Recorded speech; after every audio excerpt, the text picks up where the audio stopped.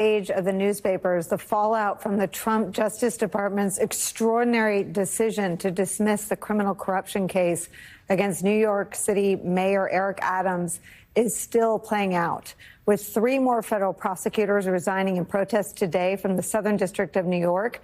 They have previously been suspended for refusing to drop the charges against Mayor Adams. In their resignation letter, the prosecutors allege that Deputy Attorney General Todd Blanche placed a condition on reinstating them to their posts, that they, quote, must express regret and admit some wrongdoing by the office in connection with the refusal to move to dismiss the case, end quote.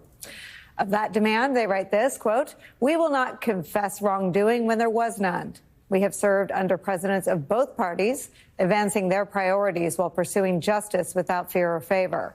Now, the department has decided that obedience supersedes all else, requiring us to abdicate our legal and ethical obligations in favor of directions from Washington.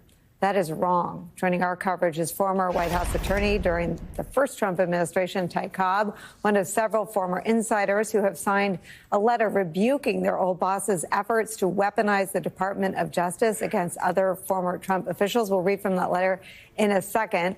But we are also still joined by our friend David Jolly. Cobb, it's a pleasure to have you here. I've covered many of the things you've been involved with, but never had a chance to talk to you before.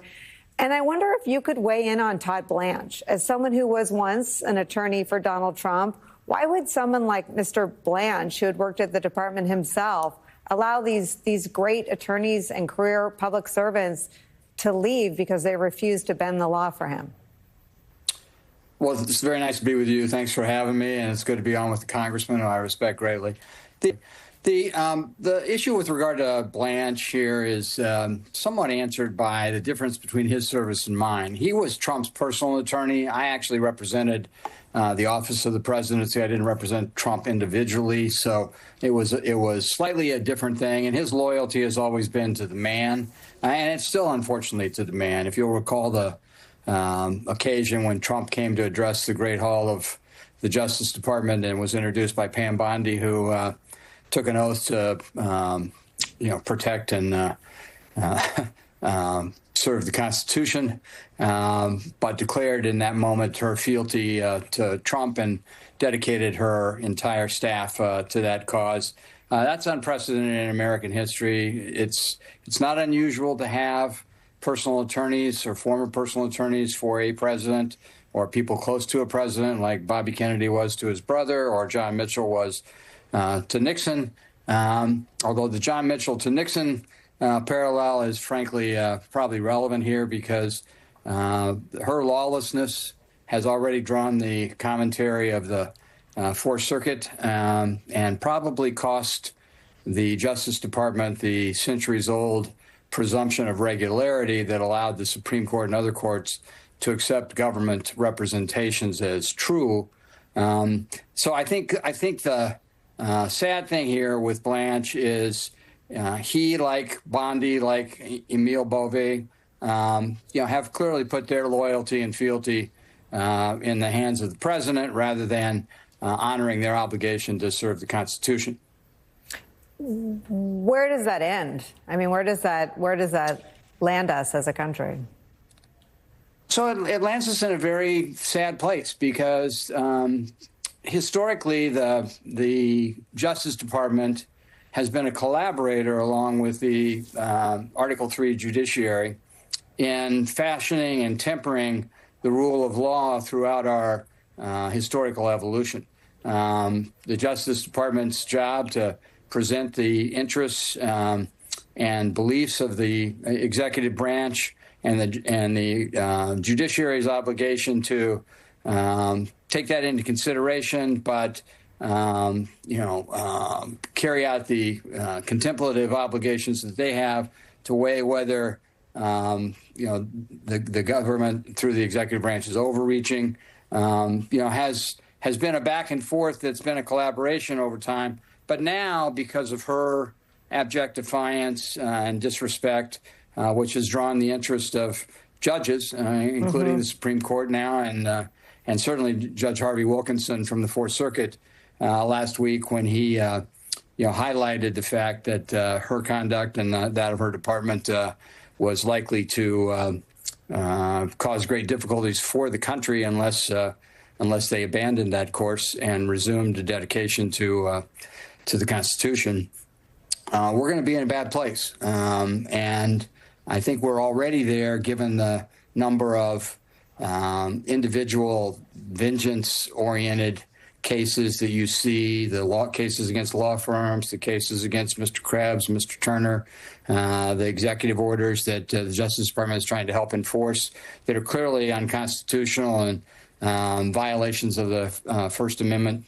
I think we're going to be in a very difficult circumstance, put a lot of pressure on the courts. I think the courts are up to it, but unfortunately the courts weren't designed as an immediate response team. And of course, sadly, we have the legislature, which the congressman can speak to, but the legislature has been neutered by its own cowardice. They're really not even participating in this war that's going on for the future of our country. Yeah, I mean, that's a perfect description of where we are, neutered by cowardice. I mean, what does Mitch McConnell have to lose? I want to bring David Jolly into this as well. I mean, David Jolly, Mitch McConnell is someone who has talked about the courts, who seem to work. I remember interviewing him in 2016 on the set of Morning Joe about his support for Donald Trump.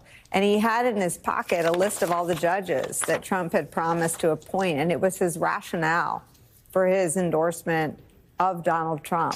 All those judges are now screaming as loud as a judge can scream about Donald Trump doing things that are both unconstitutional and illegal.